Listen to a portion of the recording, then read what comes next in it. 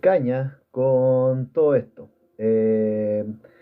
Vamos a partir con los primeros temas atendientes a la cédula de familia, lo que tiene que ver con una introducción a lo que es el derecho de familia propiamente tal, matrimonio y acuerdo de unión civil. Por temas de tiempo, vamos a ver lo que es la disolución del matrimonio en un en un video aparte. Así que a continuación vamos a partir con todo lo que tiene que ver con los temas expuestos en la pantalla. Dicho eso, partamos entonces.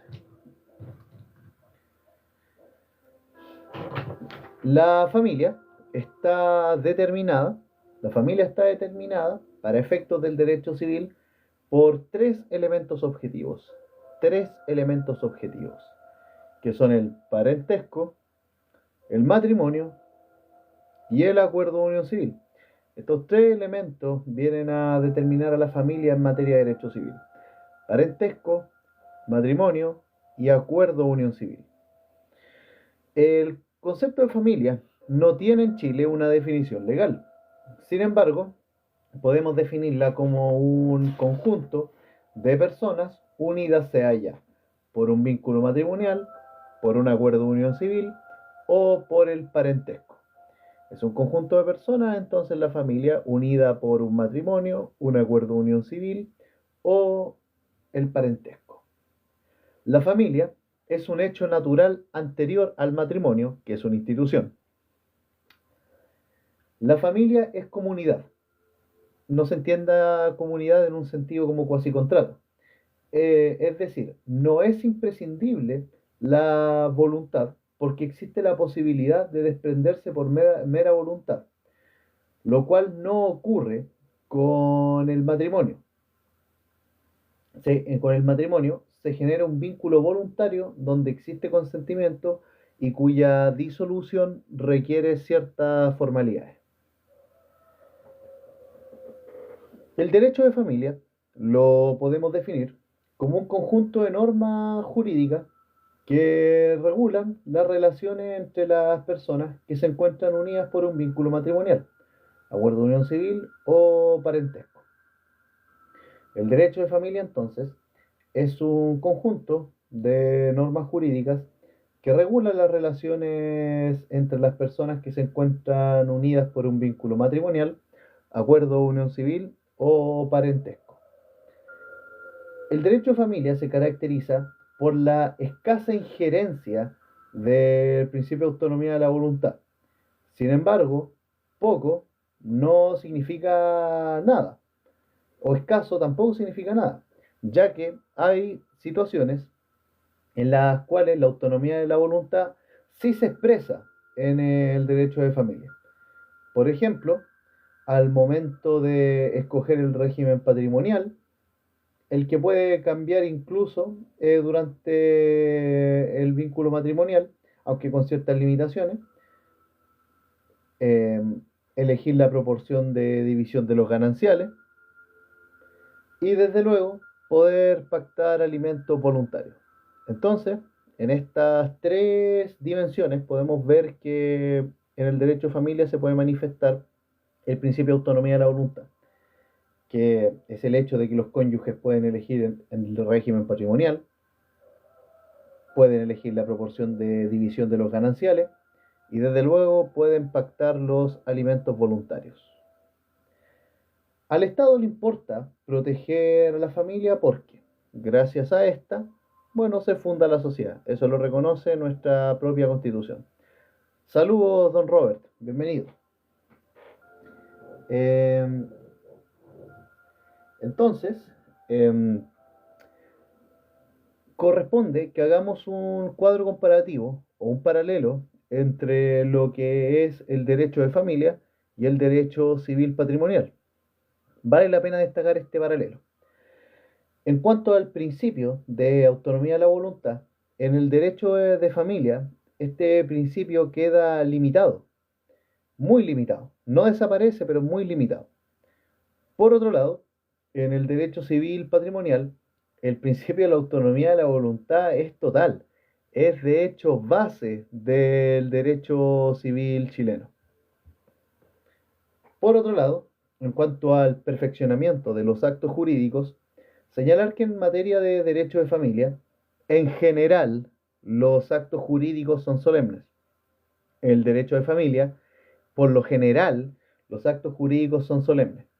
Mientras que en el derecho civil patrimonial, la regla general es que los actos jurídicos sean consensuales, sin perjuicio de la existencia de los contratos reales y los contratos solemnes propiamente tal. En cuanto al incumplimiento de las obligaciones, en cuanto al incumplimiento de las obligaciones, en el derecho de familia hay diversas consecuencias, como puede ser pedir el divorcio, pero ojo, no está concebida, no se concibe en el derecho de familia la posibilidad de demandar indemnización de perjuicio. No se concibe en el derecho de familia la posibilidad de demandar indemnización de perjuicio. Sin embargo, en el derecho civil patrimonial se puede pedir la ejecución forzosa de la obligación. Esto ustedes lo pueden observar de los artículos 1545 y siguientes del Código Civil. Hay diversas consecuencias del incumplimiento de la obligación en materia de derecho civil patrimonial e incluso se puede demandar la indemnización de perjuicio. Claro que se puede demandar la indemnización de perjuicio. Incluso, no solamente el derecho civil patrimonial, esto incluye tanto la responsabilidad contractual como la responsabilidad extracontractual. En cuanto a las modalidades, bueno, en el derecho de familia las modalidades no tienen cabida. En el derecho de familia las modalidades no tienen cabida. Pero en el derecho civil patrimonial sí. Hablando ahora de los tipos de uniones de pareja, señalemos lo siguiente. Tenemos las parejas de hecho, que, bueno, tienen una vida amorosa o sexoafectiva al margen del derecho. Pero también tenemos las parejas cuya unión es jurídicamente reconocida. Parejas cuya unión es jurídicamente reconocida, sea ya mediante la celebración de un matrimonio o un acuerdo de unión civil. Las diferencias que podemos encontrar entre el acuerdo de unión civil y lo que es el matrimonio son varias, pero podemos mencionar algunas a continuación, como son la calidad de compromiso, que la calidad del compromiso civil es diferente, la calidad del compromiso civil es diferente. El matrimonio está orientado a consagrar de forma social y jurídica una unión perpetua caracterizada por la indisolubilidad. El matrimonio está orientado a consagrar de forma social y jurídica una unión perpetua que se caracteriza por la indisolubilidad. Las uniones de hecho, en general, esto cabe señalarlo, tienen como base un compromiso externo que no es de carácter estable, que no es de carácter estable, más allá que un grupo de gente hippie que diga no, y ustedes no tienen que firmar un contrato para demostrarle amor a su pareja. Eso es más que discutible, pero eso ya es otra discusión que escapa a lo jurídico.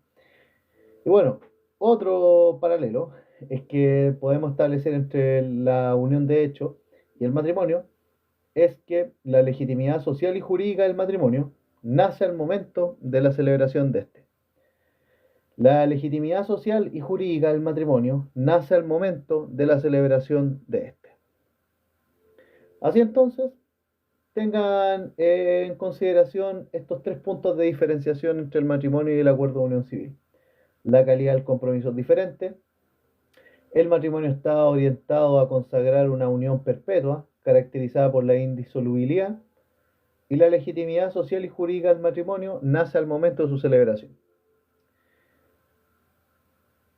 La otra diferencia crucial entre el matrimonio y el acuerdo de unión civil es que el matrimonio viene a ser un estatuto de familia. El matrimonio viene a ser un estatuto de familia, mientras que el acuerdo de unión civil es un estatuto de pareja. El acuerdo de unión civil no viene a ser un estatuto de familia, sino un estatuto de pareja. Ojo con ese detalle. Es una sutil diferencia, pero súper importante.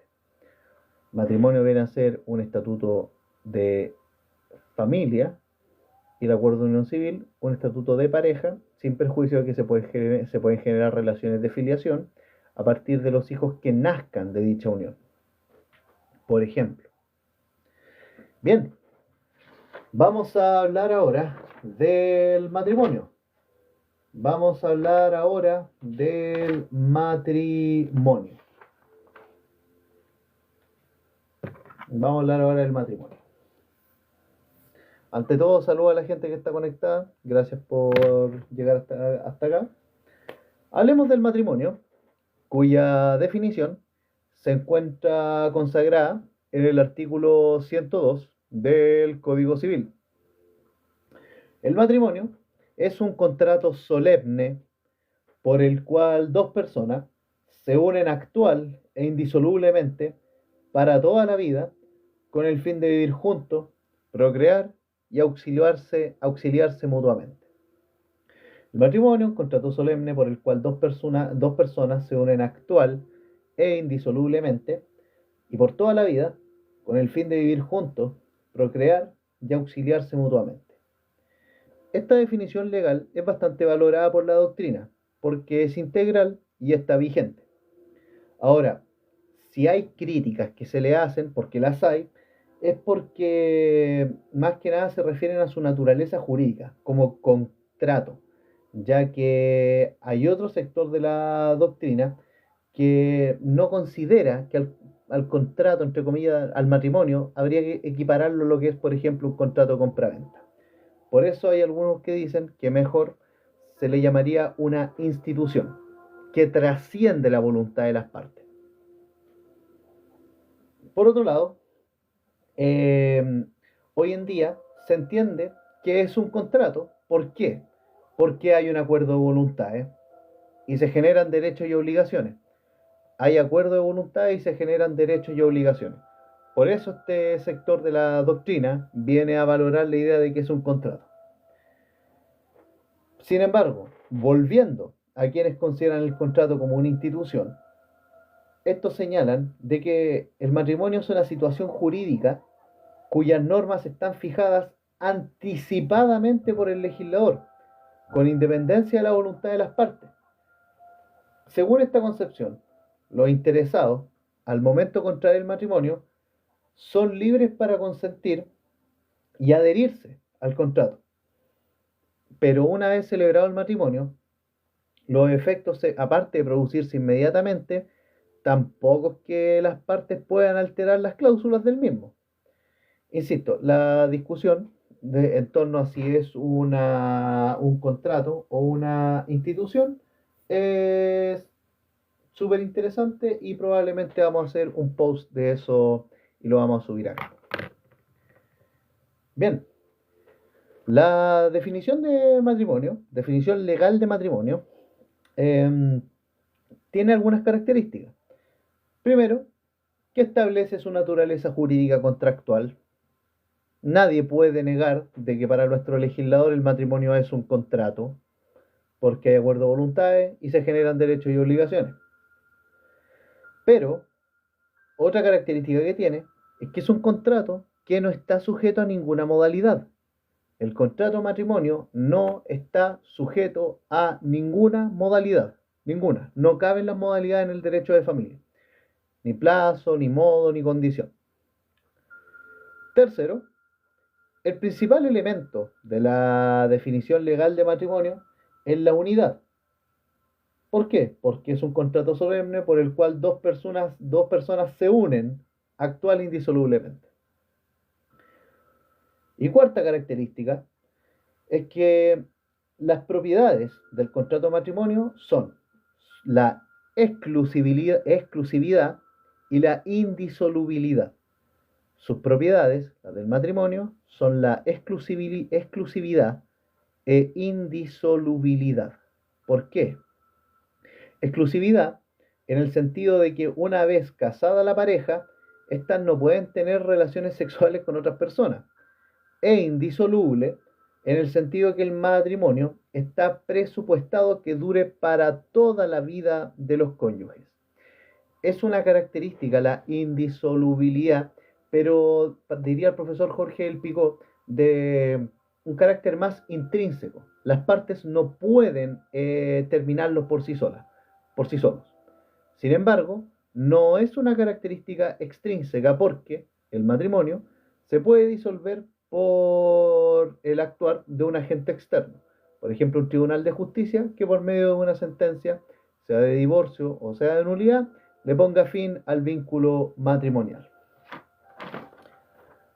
Una quinta característica que tiene esta definición de matrimonio es que sus fines son la ayuda mutua, la procreación y la convivencia. Los fines del matrimonio son la ayuda mutua, la procreación y la convivencia. Una última característica de la definición legal de matrimonio es que solo puede ser celebrado por sujetos que cumplen las reglas de capacidad que la ley declara. Solo puede ser celebrado por sujetos que cumplen las reglas de capacidad que la ley declara.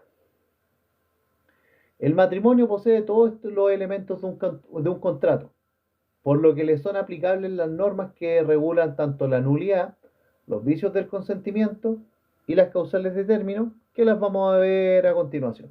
Pero quédense con que la definición legal de matrimonio tiene como punto a destacar. Don Robert, la ley 19.947 es la ley de matrimonio civil y la ley de acuerdo a unión civil es, a ver, si mal no recuerdo, es la ley 20.830 o 20.380. No sé si, no recuerdo, pero ahí ustedes pueden revisarlo y me pueden corregir ya cuando lo haga. Creo que es la ley 20.830, creo. Pero bueno, la ley 19.947 regula el acuerdo perdón, el matrimonio civil, y la ley 20.830 o 20.380, por ahí se me suelen enredar un poco los números, es la del acuerdo de unión civil. Y otras normas relativas al matrimonio, sobre todo a los regímenes patrimoniales, se encuentran en el libro cuarto del Código Civil, y las que son relativas a los deberes de los cónyuges y la filiación en el libro primero de nuestro Código Civil. Ahí ustedes la pueden buscar. Filiación se encuentra regulada en los títulos 7 y 8 del libro primero, y ahí en adelante otras normas relativas a familia y lo que es sociedad conyugal después del título relativo a la prueba de las obligaciones. Bien, entonces, como dijimos, ¿cuáles son las características de esta definición de matrimonio? Son que, en atención a que es un contrato solemne por el cual dos personas se unen actual e indisolublemente y por toda la vida con el fin de vivir juntos, procrear y auxiliarse mutuamente, estas características son: el legislador establece la naturaleza jurídica contractual del matrimonio, no se puede sujetar a modalidades, su elemento principal es la unidad, elemento principal es la unidad, sus propiedades son la exclusividad en cuanto a que los cónyuges no pueden tener relaciones sexoafectivas con otra persona, y la indisolubilidad, en el sentido de que el matrimonio está presupuestado que dure toda la vida de los cónyuges. Más allá de las discusiones doctrinarias que hay y que las vamos a tocar, no se preocupen. Sus fines son la ayuda mutua, la procreación y la convivencia, y solo puede ser celebrado por sujetos que cumplen las reglas de capacidad que la ley declara. El matrimonio posee todos los elementos de un contrato, por lo tanto se le pueden aplicar las normas de nulidad, vicio del consentimiento y causales de término. Bien, Ahora, lo que nosotros acabamos de mencionar son las características de la definición legal del matrimonio, que está señalada, como dijimos, en el artículo 102 del Código Civil. Ahora vamos a tocar las características del matrimonio, pues, como institución propiamente tal, porque lo que nosotros acabamos de ver son las características de su definición legal, pero las características del matrimonio como institución o como contrato, como quieran decirle, el matrimonio per se, son que primero es un contrato por expresa mención del Código Civil, más allá de la gente que considera con buenos motivos de que es una institución, pero para nuestro Código Civil es un contrato. Dura para toda la vida, sin perjuicio de la posibilidad de que un matrimonio pueda terminar por causales como muerte de uno de los cónyuges o por sentencia judicial. Estos son los, estas son los, por así decirlo, situaciones extrínsecas que le ponen término a este contrato que pretende ser indisoluble. Pero en principio dura para toda la vida, como característica intrínseca del matrimonio. Es un contrato solemne, es un contrato solemne en tanto en cuanto necesita tanto la presencia de dos testigos como también la del oficial del registro civil. Es un contrato solemne, ya que la solemnidad es la presencia de los testigos y la presencia, desde luego, del oficial del registro civil.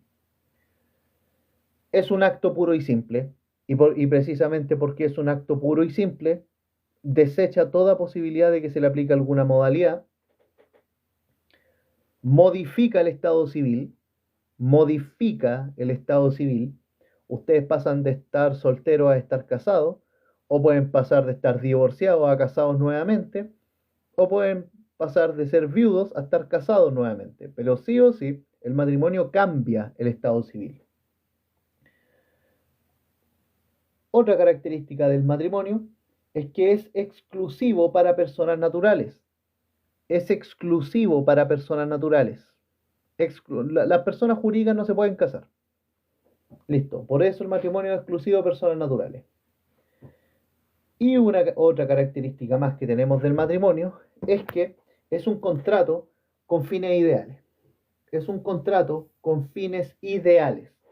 ¿Y cuáles son estos fines ideales? Vivir juntos, procrear y auxiliarse mutuamente. Eso es lo ideal del matrimonio. Pero bueno, más allá de que en la vida práctica tenga asidero o no, lo cierto es que, por lo menos como se concibe este contrato en nuestra legislación, es que sus fines ideales son vivir juntos, procrear y auxiliarse mutuamente. Bien. Pasemos ahora a hablar de los elementos y propiedades del matrimonio. Elementos y propiedades del matrimonio. ¿Cuáles son los elementos y propiedades del matrimonio? Bueno, el matrimonio está compuesto de elementos y propiedades. El elemento del matrimonio es la unidad, que es un elemento de la esencia del contrato. ¿Ok? La unidad es el elemento de la esencia del contrato. Este elemento tiene como principal impedimento contraer nupcias válidas con otra persona sin que se rompa el vínculo matrimonial anterior. Antes de la ley 21.400, que modifica diversos cuerpos legales para regular en igualdad de condiciones el matrimonio entre personas del mismo sexo, otro elemento del matrimonio era la diferencia de sexo entre cónyuges. Hoy no. Antiguamente sí, pero hoy no. Entonces, antiguamente los elementos del matrimonio eran la diferencia de sexo entre ambos cónyuges y la unidad, pero hoy es solo la unidad. Ahora, las propiedades del matrimonio son las siguientes. Y son dos, principalmente dos, que son la fidelidad y la indisolubilidad. Fidelidad e indisolubilidad. La fidelidad implica que el matrimonio es una unión exclusiva. La fidelidad implica que el matrimonio es una unión exclusiva y la indisolubilidad implica la perpetuidad del vínculo matrimonial válidamente contraído. La indisolubilidad implica la perpetuidad del vínculo válidamente constituido. Respecto a la fidelidad, implica que el matrimonio es una unión exclusiva que se traduce en el deber de fidelidad. Se traduce en el deber de fidelidad, por lo que no se concibe que un cónyuge realice actos de pareja con otra persona que no sea su cónyuge. Por lo que para don Andrés Bello no tendría sentido que una persona con tendencias poliamorosas contraiga el matrimonio como está concebido en nuestro Código Civil. No tendría ni pies ni cabeza, pero bueno.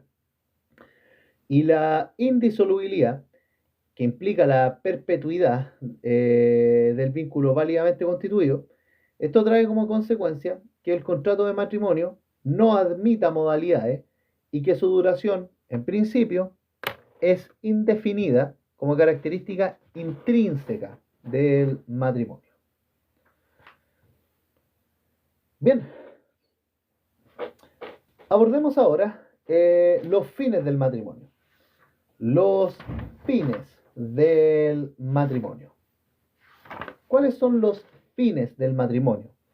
El mismo artículo 102 lo señala y son vivir juntos, procrear y auxiliarse mutuamente.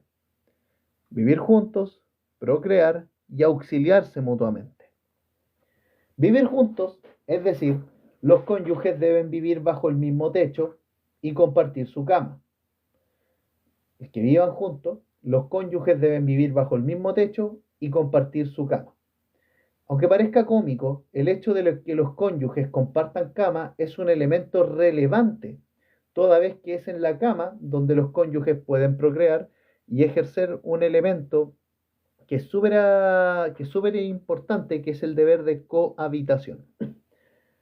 En cuanto a procrear, disculpen, en cuanto a procrear, es la disposición voluntaria, comprometida, de fundar una familia con hijos naturales o adoptivos, a los que se les acepta, cría y educa. Procrear entonces es la disposición voluntaria a fundar una familia con hijos naturales o adoptivos, según el caso. Y otro fin del matrimonio es auxiliarse mutuamente. Auxiliarse mutuamente. Estos fines, vivir juntos, procrear y auxiliarse mutuamente, legitiman la institución o el contrato de matrimonio. Estos fines justifican la legitimidad social del matrimonio. Bien, este tema que vamos a ver a continuación, difícilmente se los van a preguntar, pero no es malo que lo tengan en consideración, máxime si están estudiando en una universidad confesional, como puede ser una universidad católica.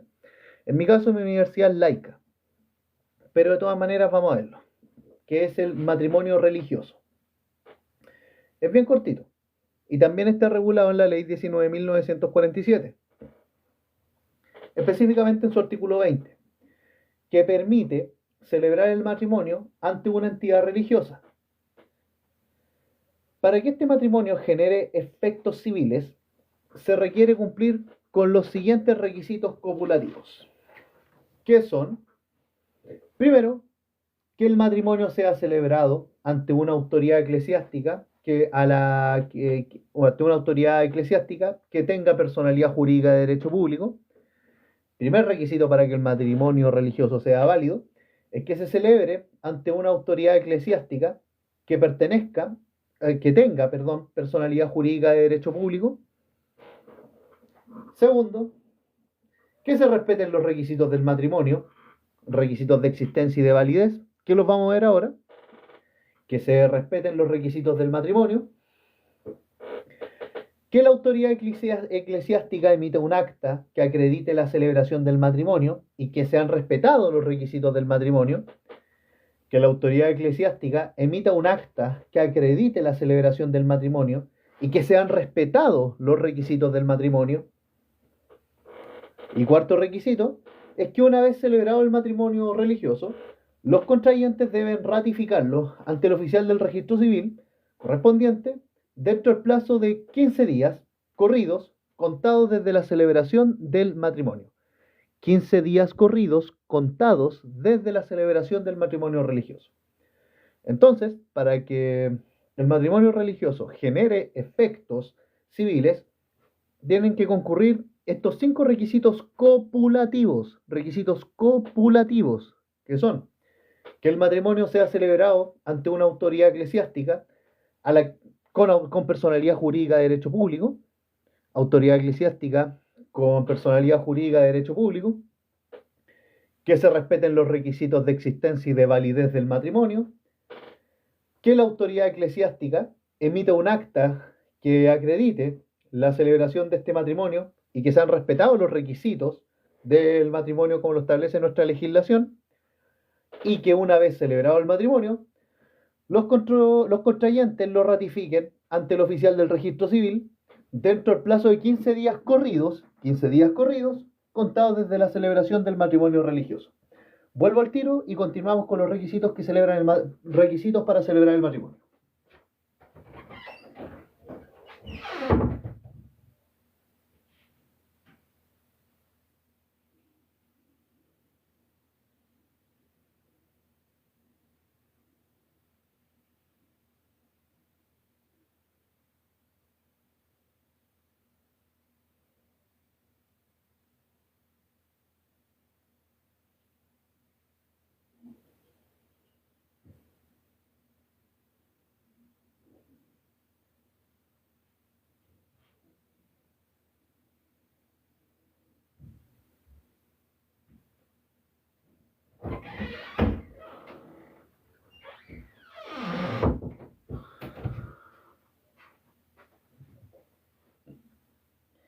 Bien, vamos a hablar de los requisitos comunes para la celebración de matrimonio y posteriormente nos vamos a referir en concreto a los requisitos de existencia y a los requisitos de validez del matrimonio. Así que preparaos. Hola Stephanie, ¿qué tal? Bienvenida.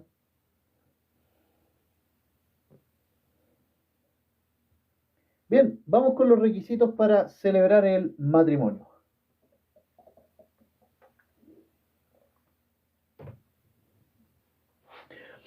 Los requisitos del matrimonio son los comunes a todo acto jurídico. Es decir, requisitos de existencia y requisitos de validez. Los mayores cambios introducidos en la legislación a la hora de contraer el matrimonio se entraron en vigencia ya con la ley número 21.400, 21.515, 21.515 y 21.676. Y 21.676. ¿Qué reforma introdujeron estos nuevos cuerpos legales? Que ahora se permite el matrimonio de personas del mismo sexo, se permite el matrimonio de personas del mismo sexo, se aumenta la edad para contraer matrimonio a 18 años, se aumenta la edad para contraer matrimonio ahora a 18 años, y otra reforma es que se aumenta el plazo para ratificar el matrimonio religioso. Se aumentó el plazo para ratificar el matrimonio religioso. Hoy día ya es de 15 días corridos desde la celebración del matrimonio. Antes era de 8, hoy es de 15.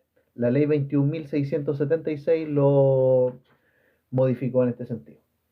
Ahora, conforme a estas modificaciones ya señaladas, es que podemos distinguir los requisitos del matrimonio en requisitos de existencia y requisitos de validez.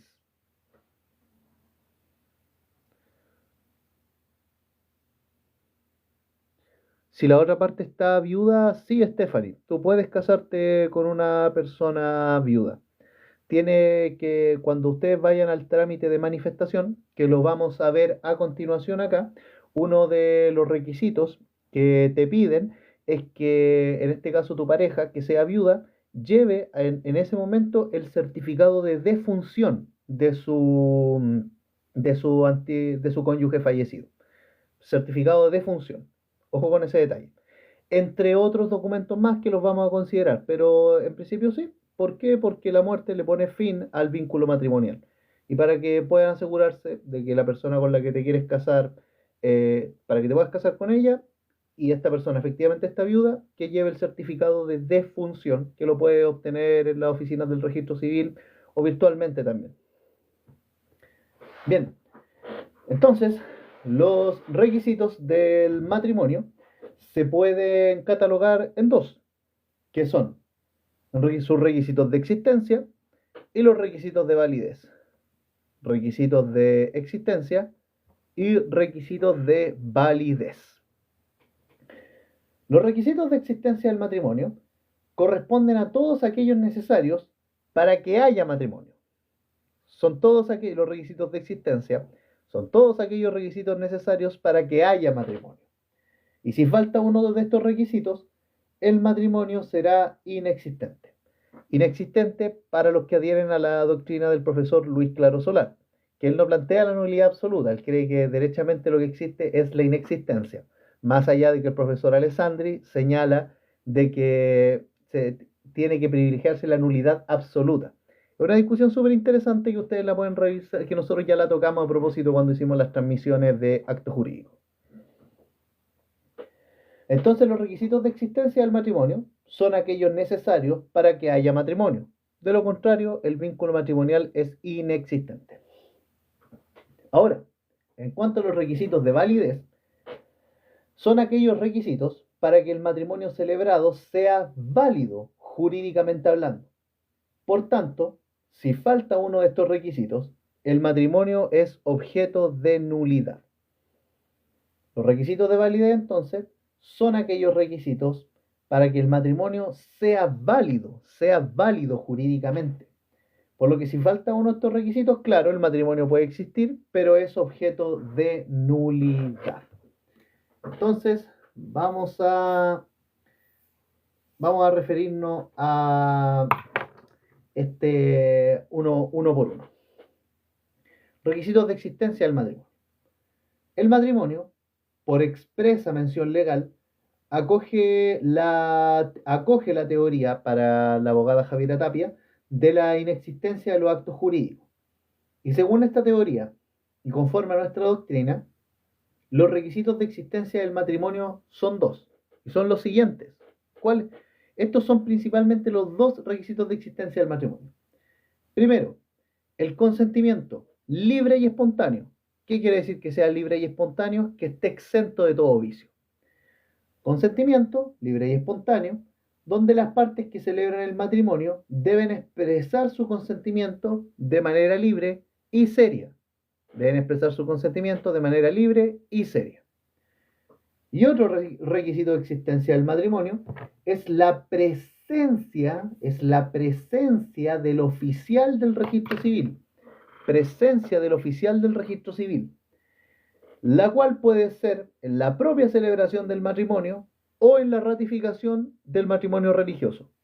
La presencia del oficial del registro civil, entonces, que es el segundo requisito de existencia del matrimonio, es que este oficial debe estar en la celebración del matrimonio o bien en la ratificación del matrimonio religioso. Entonces, quédense con eso. Los requisitos de existencia del matrimonio son el consentimiento y la presencia del oficial del registro civil y de identificación. Consentimiento, porque el consentimiento libre y espontáneo, aquí hago una fe de ratas, es un requisito de validez, pero el requisito de existencia es consentimiento a secas. Y el consentimiento libre y espontáneo, con este apellido, ya es el requisito de validez del matrimonio, uno de los requisitos de validez del matrimonio que vamos a ver a continuación. Entonces, los requisitos de validez del matrimonio son: primero, capacidad de los contrayentes o ausencia de los llamados impedimentos dirimentes. Capacidad de los contrayentes o ausencia de impedimentos dirimentes. Existen impedimentos dirimentes absolutos y los impedimentos dirimentes relativos. Cuando la ley de matrimonio civil habla de impedimentos dirimentes, en realidad lo que se está refiriendo es a la incapacidad para contraer matrimonio. pero aquí le pone otro nombre: impedimentos dirimente absolutos, impedimentos dirimente relativos. Bien, entonces, los requisitos de validez del matrimonio son: primero, la capacidad de los contrayentes o ausencia de impedimentos dirimentes. Y existen impedimentos dirimentes absolutos o impedimentos dirimentes relativos en los siguientes casos. Bueno, los impedimentos dirimentes absolutos son aquellos que impiden a una persona casarse con alguien en específico. Impedimentos dirimentes absolutos son aquellos que impiden casarse con una persona en específico, con una persona en específico. Y los impedimentos dirimentes relativos son los impedimentos que impiden casarse con ciertas personas, pero no en específico, pero sí con ciertas personas. Otro requisito de validez del matrimonio es el consentimiento libre y espontáneo. Consentimiento libre y espontáneo. El matrimonio puede adolecer de vicios de error y fuerza, pero no hay dolo. El dolo, que es la intención positiva de diferir daño o injuria a otra persona o propiedad de este o propiedad de otro, no existe en el matrimonio. No se concibe el dolo en el matrimonio. Consentimiento libre y espontáneo, entonces, el matrimonio puede adolecer de los vicios de error y fuerza, pero no de dolo. Y tercer requisito de validez del matrimonio es el cumplimiento de solemnidades. Es el cumplimiento de solemnidades. La solemnidad es la presencia de dos testigos hábiles. La solemnidad es la presencia de dos testigos hábiles.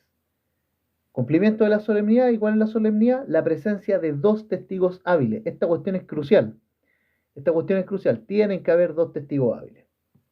Si falta esta solemnidad, el matrimonio es objeto de nulidad. Salió este verso.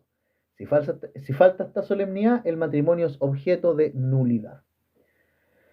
Cumpliendo todos los requisitos, tanto de existencia como de validez, se pasa entonces a la etapa de la celebración del matrimonio, que la vamos a ver a continuación. Entonces, recordar que los requisitos de existencia del matrimonio son los de existencia: consentimiento a secas y presencia del oficial del registro civil en la celebración del matrimonio o en la ratificación del matrimonio religioso. Y los requisitos de validez del matrimonio son la capacidad de los contrayentes y la ausencia de impedimentos dirimente absoluto o relativo. Recordad que el impedimento dirimente absoluto es aquel que le impide a una persona casarse con individuos en específico, y los impedimentos dirimentes relativos son los que impiden casarse a una persona con ciertas personas, pero no en específico. El consentimiento libre y espontáneo, que es otro requisito de validez del matrimonio: consentimiento pero libre y espontáneo con ese apellido. Y el cumplimiento de solemnidades. ¿Y cuál es la solemnidad? Bueno, la presencia de dos testigos hábiles. Si falta esta solemnidad, entonces el matrimonio es objeto de nulidad. Cumpliendo con esto, se puede pasar a la celebración del matrimonio propiamente tal.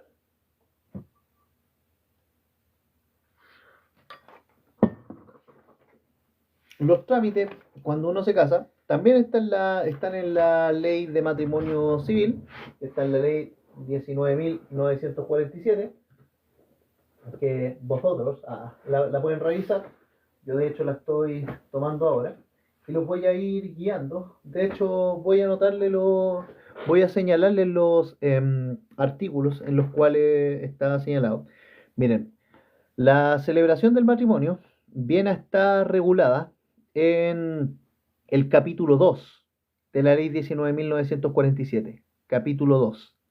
Esto va del artículo 4 al artículo 19 del Código de la Ley de Matrimonio Civil. Artículo 4 al artículo 19 de la Ley de Matrimonio Civil. Ahí está regulado la celebración del matrimonio propiamente tal. Bien, vamos con la celebración del matrimonio entonces. Obviamente yo no lo voy a leer del código, pero sí les sugiero que ustedes lo revisen ahí. Bien, vamos con la celebración del matrimonio. Esta etapa consiste en que los esponsales, que según el artículo 98 de nuestro Código Civil, es la calidad que se le da a las personas que se prometen mutuamente casarse en el futuro. En el mensaje de nuestro Código Civil, la promesa de matrimonio no tiene ningún valor. Don Andrés Bello, en cuanto a la promesa de matrimonio, solo lo entrega al honor y a la lealtad de las partes. Entonces, según el artículo 98 del Código Civil, la calidad de esposo o esposa es la calidad que se le da a la persona a las personas que se prometen mutuamente casarse en un futuro. En la práctica esto carece de relevancia porque esta promesa no tiene valor.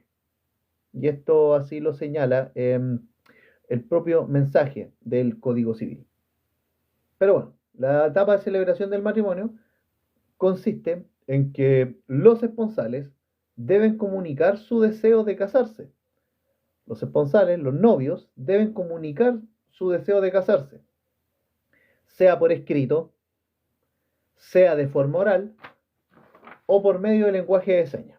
Tienen que manifestar su voluntad y cumpliendo los requisitos de existencia del acto jurídico propiamente tal, porque la voluntad, que es el libre querer interno de obligarse a dar, hacer o no hacer algo, esta se puede manifestar de forma verbal, escrita o por lenguaje de señas. Aquí también los esponsales deben, o los esposos deben comunicar su deseo al oficial del registro civil de casarse, ya sea por escrito, de forma oral o por medio del lenguaje de señas. Esta manifestación del deseo de casarse se realiza ante cualquier oficial del registro civil, indicando, si se quieren casar, bueno, tienen que indicar lo siguiente cuando ustedes manifiesten su voluntad de casarse. Sus nombres y apellidos, parece algo obvio, pero claro, tienen que indicar sus nombres y apellidos. Su lugar de nacimiento, sus fechas de nacimiento, sus estados civiles, y esto es muy adjuca a lo que preguntaba Stephanie hace un rato atrás, los cuales solo pueden ser admitidos si están solteros, viudos o divorciados. Estados civiles, las que solo se pueden admitir los estados civiles de soltero, viudo o divorciado. Y en caso de que una persona sea viuda o divorciada, señalar el nombre del cónyuge anterior junto con el lugar de su muerte y el correspondiente certificado de defunción, o en el caso de divorcio, la sentencia de divorcio. Acompañar la sentencia de divorcio y el certificado de defunción, junto con también indicar dónde falleció la persona y su nombre. Profesión u oficio de los futuros cónyuges, profesión u oficio de los futuros cónyuges, nombres y apellidos de los padres de las personas que contraen el vínculo matrimonial, nombres y apellidos de los padres de los que contraen el vínculo matrimonial, y manifestar que no tienen alguna incapacidad o prohibición legal para contraer matrimonio. Manifestar que no tienen ninguna incapacidad o prohibición legal para contraer matrimonio.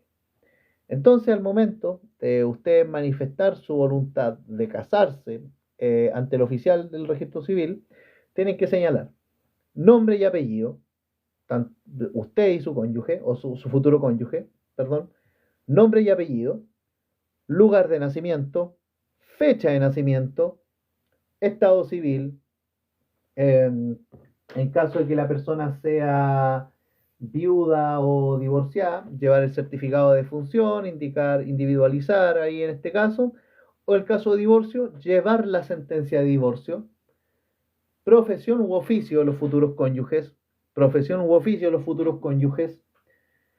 nombre y apellido de los padres de los contrayentes, y manifestar que no tienen ninguna incapacidad o prohibición legal que les impida contraer matrimonio. Ocurrido esto, el oficial del registro civil les proporciona la siguiente información a los futuros cónyuges. El oficial del registro civil, después de que hayan hecho la manifestación, debe suministrarles la siguiente información, que es los fines del matrimonio. procrear, vivir juntos y auxiliarse mutuamente, los derechos, deberes que hay entre los cónyuges, deber de fidelidad, deber de cohabitación, etcétera, que ustedes lo pueden pillar en el libro primero del Código Civil, en el título 6 del libro primero, título 6, título 5, por ahí, pero está en el libro primero, la existencia de distintos regímenes patrimoniales, sociedad conyugal, régimen de separación de bienes, participación en los gananciales, no, comunidad no, pero participación en los gananciales, separación de bienes, sociedad conyugal, necesidad de que el consentimiento sea libre y espontáneo, necesidad de que el consentimiento sea libre y espontáneo, y la existencia de cursos de preparación para el matrimonio. Y la existencia de cursos de preparación para el matrimonio. Esto es entonces la información que tiene que suministrarle el oficial del registro civil luego de haber hecho la manifestación los futuros cónyuges o esponsales. Fines del matrimonio, derecho y deber entre los cónyuges, existencia de distintos regímenes patrimoniales, necesidad de que el consentimiento sea libre y espontáneo, y la existencia de cursos de preparación para el matrimonio. Pero ojo, estos cursos pueden ser dados sea ya por una institución secular como el mismo registro civil o una institución religiosa, y las partes de común acuerdo pueden prescindir de estos cursos de preparación si consideran que ya tienen idea de los deberes y todo lo que conlleva el matrimonio. Posterior a esto, los interesados en casarse deben rendir la información de los dos testigos que se presentarán para cumplir esta solemnidad en la celebración del matrimonio. Y con ello se establecerá una fecha para celebrar el matrimonio, la cual no puede ser superior a 90 días. Si este último requisito no se cumple, entonces se tiene que repetir todo el proceso desde la manifestación del matrimonio. Entonces, posterior a haber hecho la manifestación y a que el oficial del registro civil les da la información, posterior a esto, los interesados deben rendir la información de dos testigos que se presentarán para cumplir dicha solemnidad en la celebración del matrimonio. Y con ello se establecerá una fecha para celebrar el matrimonio, la que no puede ser superior a 90 días. Si este último requisito no se cumple, se tiene que hacer todo de nuevo, desde la manifestación del matrimonio. O sea, ustedes desde que manifiestan su intención de casarse, tienen que contraer el vínculo o celebrar el matrimonio dentro de los 90 días posteriores a la manifestación. Si se les pasan los 90 días, tienen que hacer todo de nuevo, desde la manifestación. Ahora, llegada la fecha de celebración del matrimonio,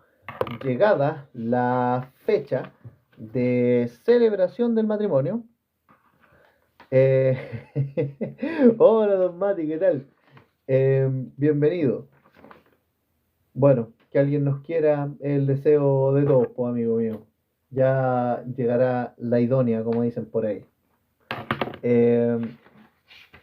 Vale, continuando. Llegada la fecha de celebración del matrimonio, se deberá celebrar dicho matrimonio ante el oficial del registro civil que intervino en el proceso de manifestación junto con la concurrencia de los dos testigos señalados anteriormente. Llegada la fecha de celebración del matrimonio, se debe celebrar dicho matrimonio ante el oficial del registro civil que intervino en el proceso de manifestación y ante el cual se le rindió toda la información del nombre, apellido, lugar y nacimiento, estado civil, profesión u oficio, etc. Y el mismo que les dio a conocer la información suficiente, y al mismo ante el cual se nombraron los dos testigos para que concurrieran a la celebración del matrimonio. Llegada entonces la fecha de celebración del matrimonio, se deberá celebrar dicho matrimonio ante este oficial del registro civil, con la concurrencia de los dos testigos que ya se habían señalado. Esta celebración puede ocurrir tanto en el servicio del registro civil e identificación, como en un lugar distinto, siempre y cuando esté dentro del territorio jurisdiccional del registro civil. O se pueden casar en la oficina del registro civil o en la casa de uno de los suegros. Ahí, siempre y cuando eso esté dentro del territorio jurisdiccional del registro civil. En la propia celebración del matrimonio, el oficial del registro civil e identificación debe informarle nuevamente todos los fines señalados anteriormente. Los fines del matrimonio, derechos y deberes de los cónyuges, existencia de los regímenes patrimoniales, necesidad del consentimiento libre y espontáneo, existencia, bueno, todo eso. Pero miren, más en concreto, los fines del matrimonio, los derechos de ver entre los cónyuges, consentimiento libre y espontáneo. Aparte, tiene que leerle algunas normas jurídicas, preguntar si los contrayentes consienten en recibirse el uno al otro como marido o mujer, y si la respuesta es afirmativa, los declara casados en nombre de la ley. Si la respuesta es afirmativa, entonces los declara casados in nomine lex, en nombre de la ley. Con esto último,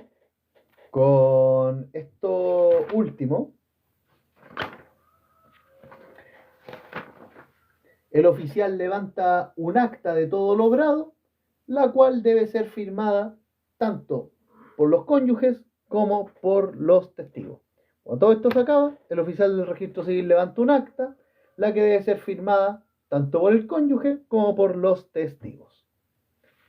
Bien, eso respecto a la celebración del matrimonio, que viene a estar regulada entre los artículos 4 al 19 de la ley 19.947 de la nueva ley de matrimonio civil. Bien, vamos a hablar ahora de los impedimentos dirimentes absolutos, los impedimentos dirimentes relativos, los efectos personales del matrimonio, los efectos entre cónyuges y los efectos en el ámbito patrimonial, que los vamos a ver más adelantito. Bien, después de eso vamos a pasar a ver el acuerdo de unión civil, que es relativamente corto, pero vamos a tratar de hacerlo efectivo. Vale. Vamos con los impedimentos dirimentes absolutos. Estos están señalados en el artículo 5 de la ley 19.947. Artículo 5 de la ley 19.947. Los impedimentos dirimentes absolutos, que son aquellos en que las personas no se pueden casar con nadie. Creo que aquí tengo que hacer una corrección. Aquí sí o sí debo hacer una corrección a lo que había hecho. De hecho, lo voy a colocar en la fe de rata en los comentarios cuando suba este video a YouTube. Pero bueno, los impedimentos dirimentes absolutos se refieren a personas que no se pueden casar con nadie. Los impedimentos dirimentes absolutos se refieren a personas que no se pueden casar con nadie. Y esto está señalado en el artículo 5 de la ley de matrimonio civil. ¿Y quiénes son los que no pueden casarse con nadie? Primero, los que se hallaren ligados por vínculo matrimonial no disuelto, los que se hallen ligados por un vínculo matrimonial no disuelto. Segundo, los que se hallaren ligados por un acuerdo de unión civil vigente, los que se hallaren ligados por un acuerdo de unión civil vigente,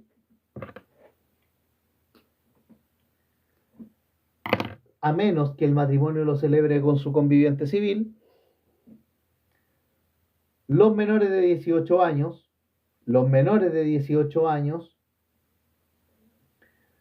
los que se encuentren privados del uso de razón y los que por un trastorno o anomalía psíquica fehacientemente diagnosticada sean incapaces de modo absoluto para formar la comunidad de vida que implica el matrimonio, los que se hallaren privados del uso de la razón y los que por un trastorno o anomalía psíquica fehacientemente diagnosticada sean incapaces de modo absoluto para formar la comunidad de vida que implica el matrimonio, los que carecen de suficiente juicio o discernimiento para comprender y comprometerse con los derechos y deberes esenciales del matrimonio, los que carecen de suficiente juicio o discernimiento para comprender y comprometerse con los derechos y deberes esenciales del matrimonio,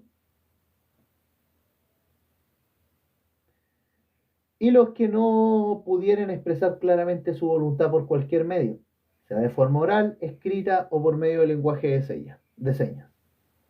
Los que no pudieran expresar claramente su voluntad por cualquier medio, sea de forma oral, escrita o por lenguaje de señas. Entonces, los impedimentos dirimente absolutos, que se refieren a las personas que no pueden casarse con nadie, son los que se hallen ligados por un vínculo matrimonial no disuelto, los que se encuentren ligados por un acuerdo de unión civil vigente, a menos que el matrimonio lo celebre con su conviviente civil, los menores de 18 años, los que se encuentren privados del uso de razón y los que por un trastorno o anomalía psíquica fehacientemente diagnosticada sean incapaces de modo absoluto para formar la comunidad de vida que implica el matrimonio, los que carezcan de suficiente juicio y discernimiento para comprender y comprometerse con los derechos y deberes esenciales del matrimonio, y los que no pudieran expresar claramente su voluntad por cualquier medio. Ahora, los llamados impedimentos dirimentes relativos, son los siguientes, que son, bueno, son aquellos en que las personas no se pueden casar, pero con determinadas personas. Aquellos en que la persona no se puede casar, pero con determinadas personas.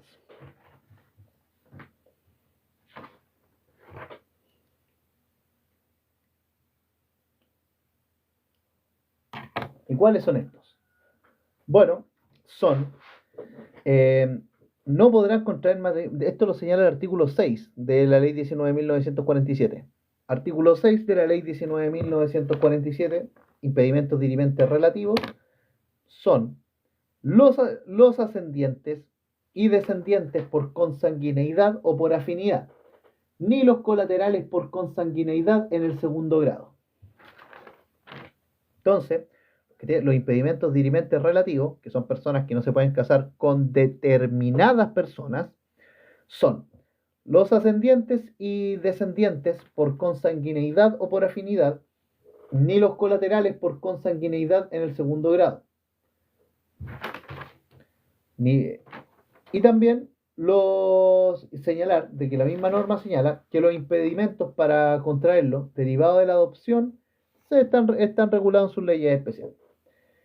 El artículo 7 de la misma ley 19.947 señala otro impedimento dirimente relativo, que es: el cónyuge sobreviviente no puede contraer matrimonio con el imputado, no puede contraer matrimonio con el imputado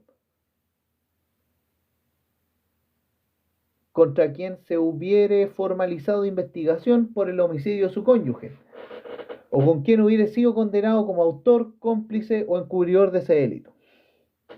Cónyuge sobreviviente no puede contraer matrimonio con el imputado contra quien se hubiere formalizado investigación o por el homicidio de su cónyuge, o con quien hubiere sido condenado como autor, cómplice o encubridor de este delito.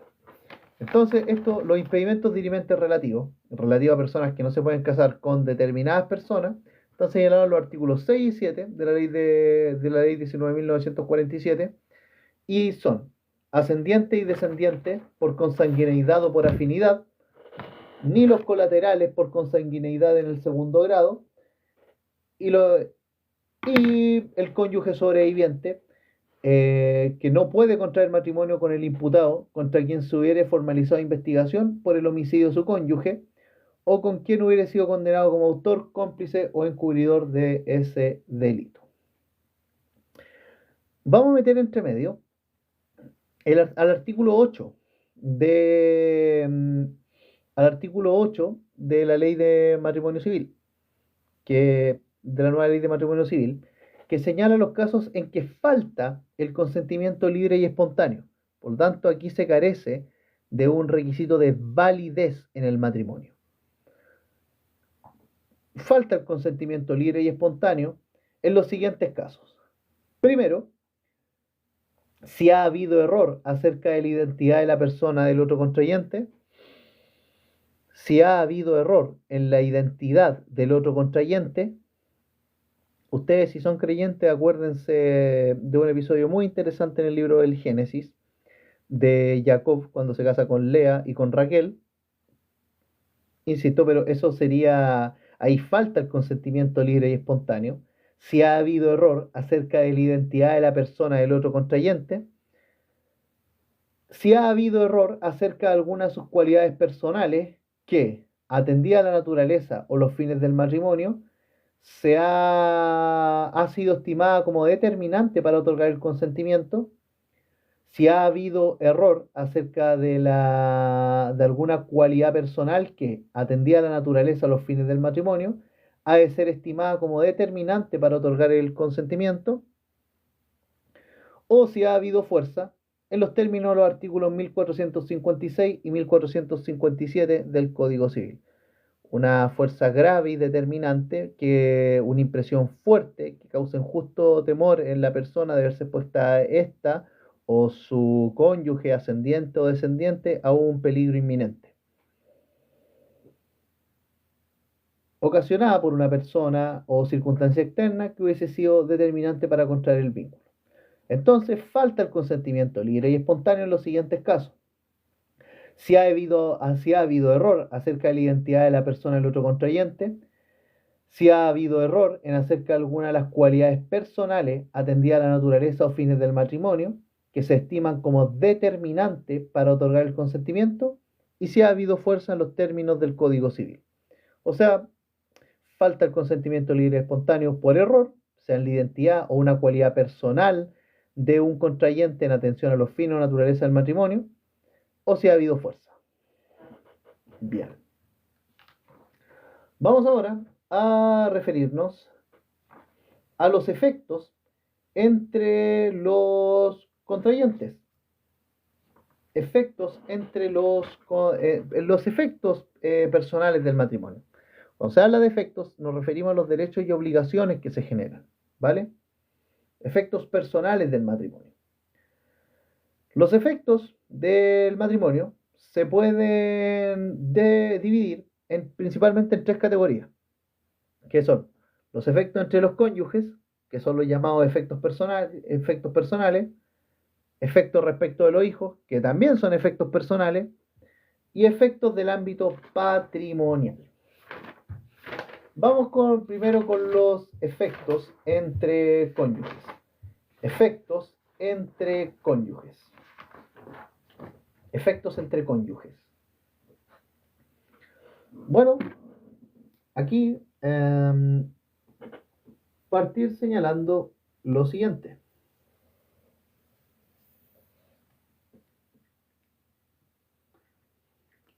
Los efectos personales entre los cónyuges son los que conocemos como derechos y deberes, que están regulados en el libro primero del Código Civil. Los efectos entre los cónyuges son aquellos que están regulados a propósito de los derechos y deberes entre cónyuges. Estos son los efectos entre cónyuges, los derechos deberes. El primer derecho deber es el derecho deber de fidelidad. Disculpen. El primer derecho deber es el derecho deber de fidelidad. Derecho deber de fidelidad. Y que consiste en la exclusividad entre cónyuges respecto de sus relaciones sexoafectivas. El derecho deber de fidelidad comprende la exclusividad de sus relaciones sexoafectivas entre cónyuges. Entre cónyuges. Este deber admite dos dimensiones.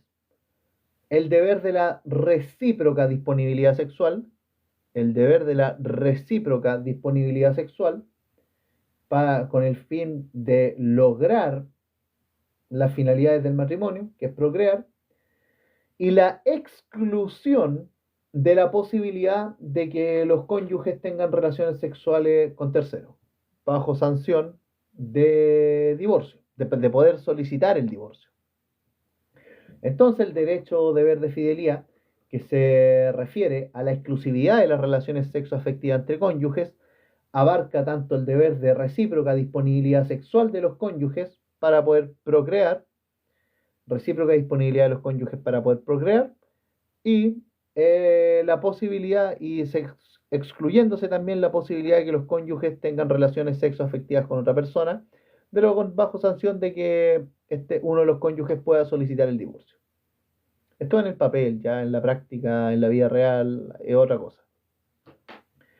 Otro derecho deber que viene a estar bastante presente entre los cónyuges es el siguiente, y es el derecho deber de socorro. Derecho deber de socorro. Derecho deber de socorro.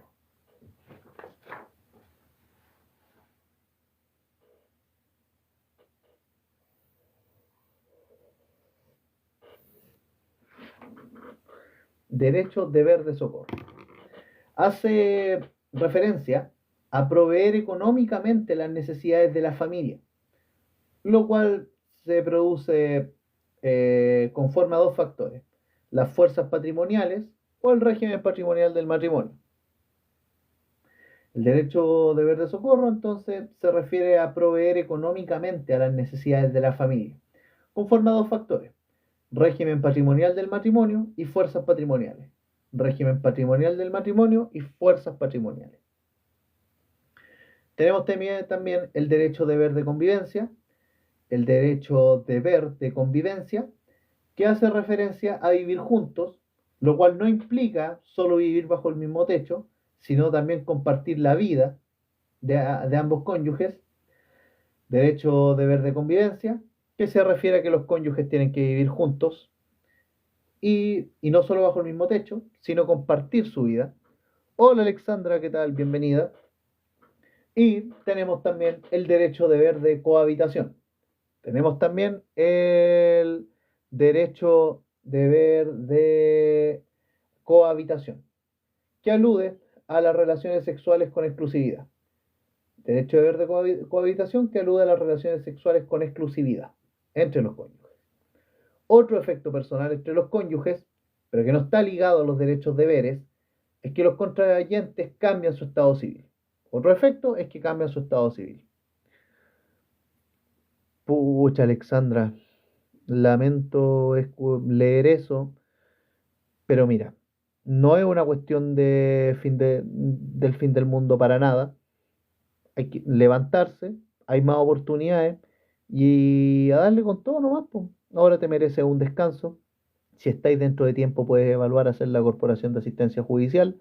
Así que dale nomás, dale. Si esta cuestión no es fácil y hasta los más grandes han tenido que pasar procesos de una u otra manera. Así que ánimo nomás, ánimo. Bien, si estos deberes no se cumplen, se puede generar un término de matrimonio. A seguir nomás, Alejandra dice Alexandra. En una de esas vamos a poder formar la comunidad de debido proceso de gradistas y estudiantes. Estaría bueno, no estaría nada de mal. Bien, respecto a los efectos, respecto de los hijos, los efectos del matrimonio respecto de los hijos tienen que ver más bien con la filiación. ¿Y cuáles son a grandes rasgos? Que los hijos que nacen dentro del matrimonio tienen filiación matrimonial y los que nacen fuera del matrimonio tienen una filiación no matrimonial. Pero el matrimonio sí es claro de que genera una filiación matrimonial. Efectos en el ámbito patrimonial. Bueno, cuando hablamos de los efectos del matrimonio en el ámbito patrimonial, nos referimos a los regímenes patrimoniales. Sociedad conyugal, separación de bienes, participación en los gananciales, etcétera. Vale. Bien, eso respecto al matrimonio, queridos amigos. Em, Vamos a hablar ahora del acuerdo de unión civil. Vamos a hablar ahora del acuerdo de unión civil. Este es un poquito más cortito, pero requiere un poquito más de precisión. Así que démosle nomás con todo.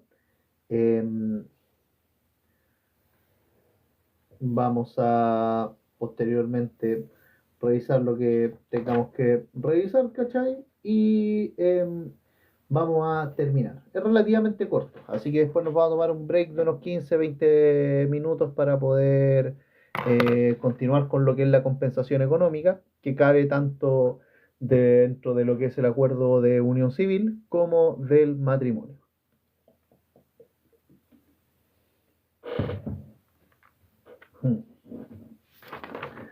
Bien, vamos con el acuerdo de unión civil. Vamos con el acuerdo de unión civil. Este está definido en el artículo primero de la ley 20.830. Ley 20.830, no era la ley 20.380, es ley 20.830. Ahí ya está claro.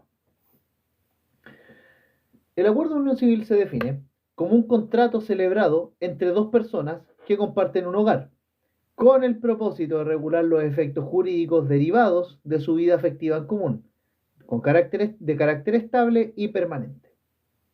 El acuerdo de unión civil es un contrato, no se discute su naturaleza jurídica, es claro que es un contrato. Es un contrato celebrado entre dos personas que comparten un hogar, con el propósito de regular los efectos jurídicos derivados de su vida afectiva en común, de carácter estable y permanente.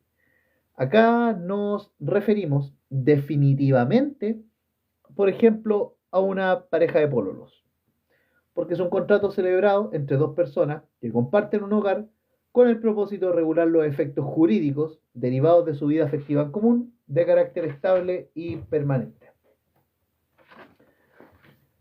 Tanto en el matrimonio como en el acuerdo de unión civil, no es relevante la diferencia de sexo entre los contrayentes, ¿vale? Quienes están unidos por acuerdo de unión civil se pueden casar entre ellos, pero, ojo, los casados no pueden convertir su vínculo en un acuerdo de unión civil. Los casados no pueden convertir su vínculo de matrimonio en un acuerdo de unión civil. No pueden. No pueden hacerlo. Así lo estipula la ley y ustedes se callan la boca. Y yo también. Respecto a la naturaleza jurídica del acuerdo de unión civil, no hay mayor discusión. La propia definición legal señala de que es un contrato.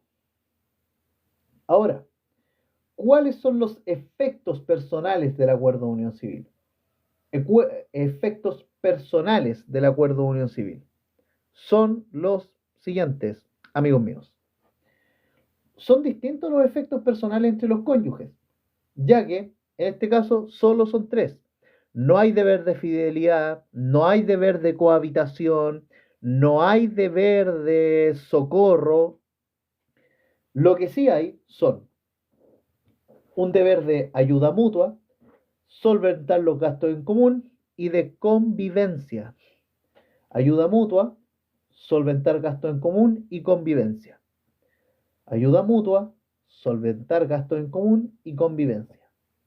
Ayuda mutua, solventar gastos en común y convivencia. Esos son los únicos efectos que genera el acuerdo de unión civil.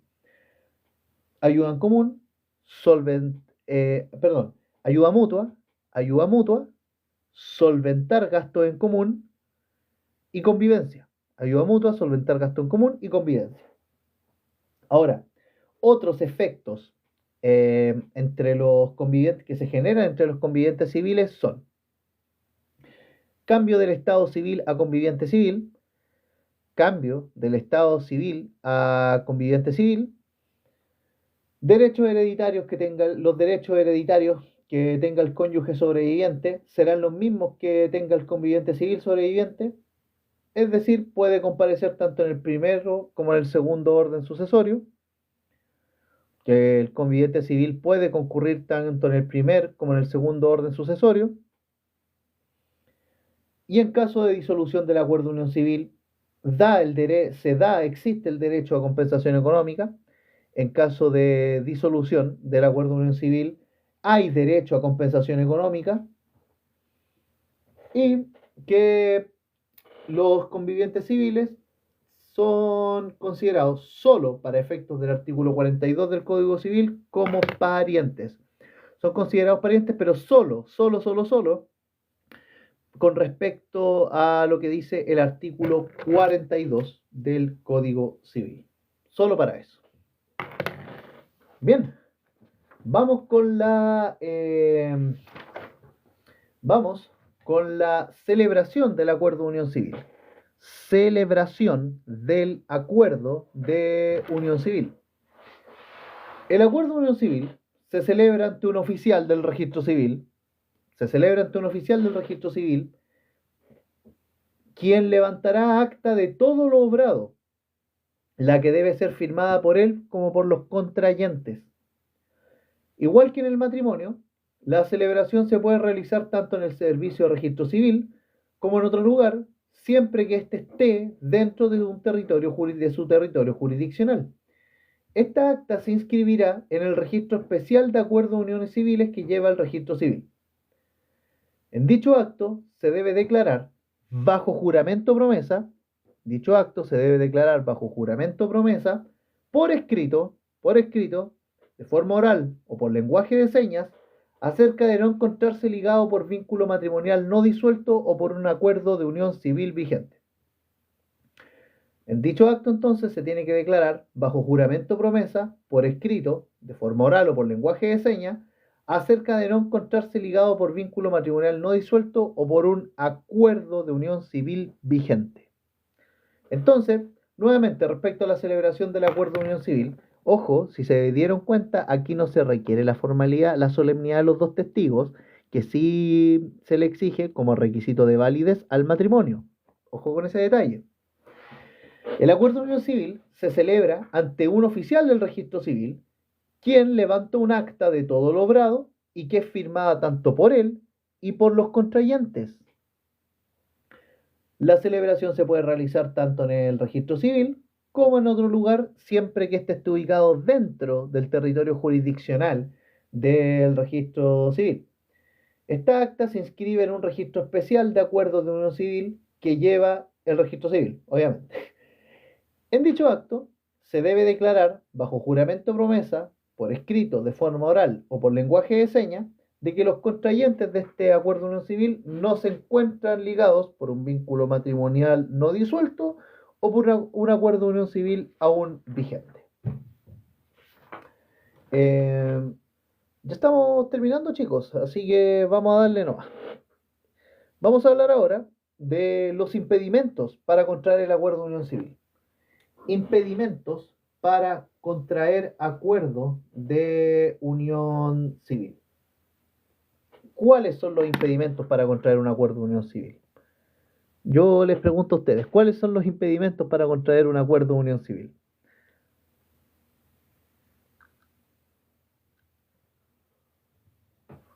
¿Pueden mencionar algunos? Si se equivocan no importa, no los voy a evaluar, ¿ya?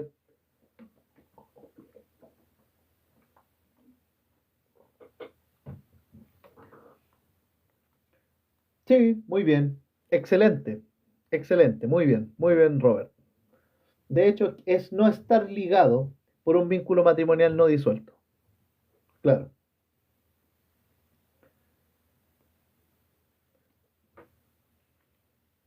¿Cómo eso decir nulidad? Ya, pero no importa. No importa, no importa. Bien. Vamos a hablar ahora de los impedimentos para contraer el acuerdo de unión civil. Para que el acuerdo de unión civil sea válido, los contrayentes tienen que cumplir los siguientes requisitos. Para que el acuerdo de unión civil sea válido, los contrayentes tienen que cumplir los siguientes requisitos, que son, primero, ser mayor de edad, ser mayor de edad. Segundo, tener la libre administración de sus bienes, tener la libre administración de sus bienes. Tercero, consentir libre y espontáneamente, consentir libre y espontáneamente. No ser ascendientes ni descendientes por consanguineidad o por afinidad, ni colaterales por consanguineidad en el segundo grado. Se parece a los impedimentos dirimentes relativos del artículo 6 de la Ley de Matrimonio Civil. No ser ascendientes ni descendientes por consanguineidad o afinidad, ni colaterales por consanguineidad en el segundo grado. No estar ligados por un vínculo matrimonial no disuelto. No estar ligados por un vínculo matrimonial no disuelto. Y tampoco están ligados por un acuerdo de unión civil aún vigente. No están ligados por un acuerdo de unión civil aún vigente. Bueno, entonces, respecto a los impedimentos para contraer el acuerdo de unión civil, para que el acuerdo de unión civil sea válido, es necesario que los contrayentes sean mayores de edad, que tengan la libre administración de sus bienes, que tengan la libre administración de sus bienes, que consientan libre y espontáneamente en su interés de celebrar acuerdo de unión civil, que consientan libre y espontáneamente de su interés de celebrar un acuerdo de unión civil, no ser ascendientes ni descendientes por consanguineidad o por afinidad, ni colaterales por consanguineidad en el segundo grado, no estar ligados por un vínculo matrimonial no disuelto y no estar ligados por un acuerdo de unión civil aún vigente. Perfecto. Respecto al consentimiento, ahora vamos a referirnos, claro, al consentimiento libre y espontáneo, como un requisito de validez del acuerdo de unión civil. El artículo 8 de la ley de acuerdo de unión civil señala los casos en que no habrá consentimiento libre y espontáneo, que son cuando ha habido error en la identidad del otro contrayente y cuando ha habido fuerza en los términos del artículo 1456 y 1457 del Código Civil. Notemos un detalle. El artículo 8, perdón, el artículo 8 de la ley de matrimonio civil es prácticamente calcado a este artículo que habla acerca del consentimiento libre y espontáneo de los contrayentes del acuerdo de unión civil. La única diferencia es que el error solo está presente en la identidad de un contrayente, no en una cualidad esencial del acuerdo de unión civil. ¿Por qué? Porque en el matrimonio, un elemento vital del matrimonio es la procreación y en el acuerdo de unión civil no. Por lo tanto, esto queda excluido. Solo cabe el error en la identidad del otro contrayente o si ha habido fuerza en los términos del Código Civil. Eso respecto al consentimiento libre y espontáneo. Se parecen, salvo ese detalle. Entonces, no hay consentimiento libre y espontáneo para celebrar un acuerdo de unión civil cuando hay error en la identidad de la persona del otro contrayente o cuando ha habido fuerza en los términos del artículo 1456 y 1457 del Código Civil. Vamos a hablar ahora de los efectos que genera el acuerdo de unión civil. Efectos que genera el acuerdo de unión civil. ¿Cuáles son los efectos que genera el acuerdo de unión civil? Bueno, son varios. Vamos a mencionarlos para que puedan considerarlo a continuación. Primero, los convivientes civiles se deben ayuda mutua. Los convivientes civiles se deben ayuda mutua. Segundo, los convivientes civiles están obligados a solventar los gastos generados de la vida en común, conforme a sus facultades económicas y el régimen patrimonial que exista. Los convivientes civiles son obligados a solventar los gastos generados por su vida en común, conforme a las facultades económicas y el régimen patrimonial, facultad económica cada uno y el régimen patrimonial que exista. Los convivientes civiles conservarán la propiedad, goce y administración de los bienes adquiridos a cualquier título antes de la celebración del acuerdo de unión civil y de los que adquieran durante la vigencia de este. Ojo con eso. Los convivientes civiles conservarán la propiedad, goce y administración de sus bienes adquiridos a cualquier título antes de la celebración del acuerdo de unión civil y los que adquieran durante la celebración de este. Cuarto efecto del acuerdo de unión civil es que nace la posibilidad de escoger entre los regímenes de comunidad o separación total de bienes. Nace la posibilidad de escoger entre los regímenes de comunidad o separación total de bienes. Quinto efecto que tenemos del acuerdo de unión civil es que cada conviviente civil será heredero intestado y legitimario del otro, concurriendo en su sucesión en la misma forma y con los mismos derechos que el cónyuge sobreviviente. Cada conviviente civil será heredero intestado y legitimario del otro, concurriendo en su sucesión de la misma forma y con los mismos derechos que el cónyuge sobreviviente. Otro efecto es que el conviviente civil puede ser asignatario de cuarta de mejora. El conviviente civil puede ser asignatario de cuarta de mejora. Y un último efecto que encontramos en el acuerdo de unión civil es que el conviviente civil puede ser desheredado, conforme a alguna de las primeras tres causales de desheredamiento que vienen a estar señaladas en el artículo 1208 del Código Civil. El conviviente civil puede ser desheredado por las primeras tres causales de desheredamiento del artículo 1208 del Código Civil. ¿Y cuáles son estas causales? Haber cometido injuria grave contra el testador en su persona, honor o bienes, o en la persona, honor o bienes de su cónyuge, de cualquiera de sus ascendientes o descendientes, por no haberle socorrido en el estado de demencia o destitución, pudiendo hacerlo, o por haberse valido de fuerza o dolo para impedirle testar. Vale. Entonces, estos son los efectos del acuerdo de unión civil, gente. Los convivientes civiles se deben ayuda mutua, están obligados a solventar los gastos generados en la vida en común, conforme a sus facultades económicas y al régimen patrimonial que exista. Van a conservar la propiedad, goce y administración de sus bienes adquiridos a cualquier título antes de la celebración del acuerdo de unión civil y los que adquieran durante la vigencia de este. Y nacerá la posibilidad de escoger entre régimen de comunidad o separación total de bienes. Cada conviviente civil será heredero intestado y legitimario del otro, con los mismos derechos del cónyuge sobreviviente.